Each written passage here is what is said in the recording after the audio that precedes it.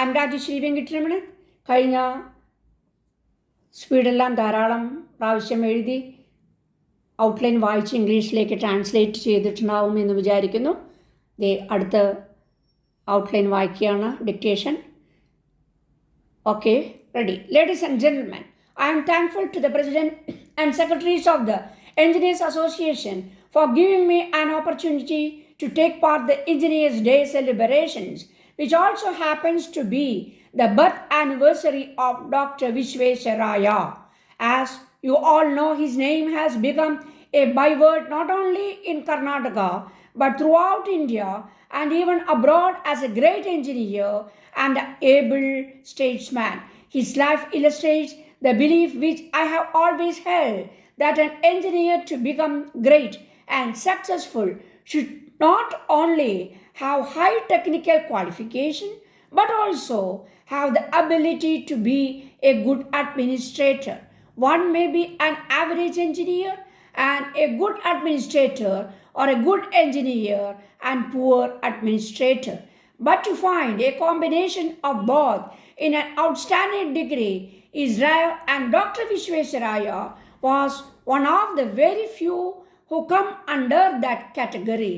As an engineer, he gained international reputation. He was a pioneer in harnessing river water resources. All of you assembled here agree with me if I say that he was the chief architect for the all-round progress of erstwhile Mysore. He has many things to his credit. It is he who called on the people to produce or to perish. He was a man of action. He was of the opinion that a disciplined nation can achieve anything under the sky. We will do well to remember the great achievements of this genius on this occasion. It is he who was responsible for establishing Mysore Iron and Steel Limited at the tooth of opposition and even at the risk of his reputation. He was responsible for the establishment of Mysore University. His trust for the establishment of motor industry in the state. These and many others will speak for the foresight and vision of the mastermind. Though a civil engineer, the development of electricity was one which he considered as most important for the progress of the country. He was responsible for increasing the capacity of generating station in the state many times its original capacity.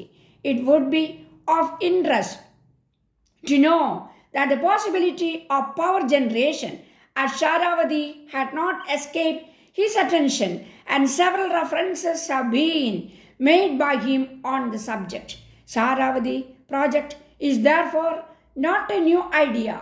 Being an electrical engineer, I have thought that it would be a suitable opportunity to place before you the present power position in the country and the development that is envisaged in the fifth plan. In the pre-independence days, development of power was confined in small quantities to large towns and cities and manned mostly by private categories, agencies, excepting a few states. It was realized that power being an essential commodity, it should be developed on a very large scale, as it is the very basic raw material for all other industries. The electrical energy available at present is limited when compared to the vastness of the country, and therefore efforts should be made to increase the generation of power. I may inform you that several very small countries in the West have much more capacity. Today, there is power shortage practically in all the states, and our production of additional capacity has not kept pace with the demand. A 10-year plan has been drawn up for increasing the quantum of electricity in the country. Advance action has to be taken immediately if large amount of power units were to be installed. The power projects, especially the hydro projects, take a considerable time for completion in view of the large civil engineering works involved. Through investigation of all the power projects is essential.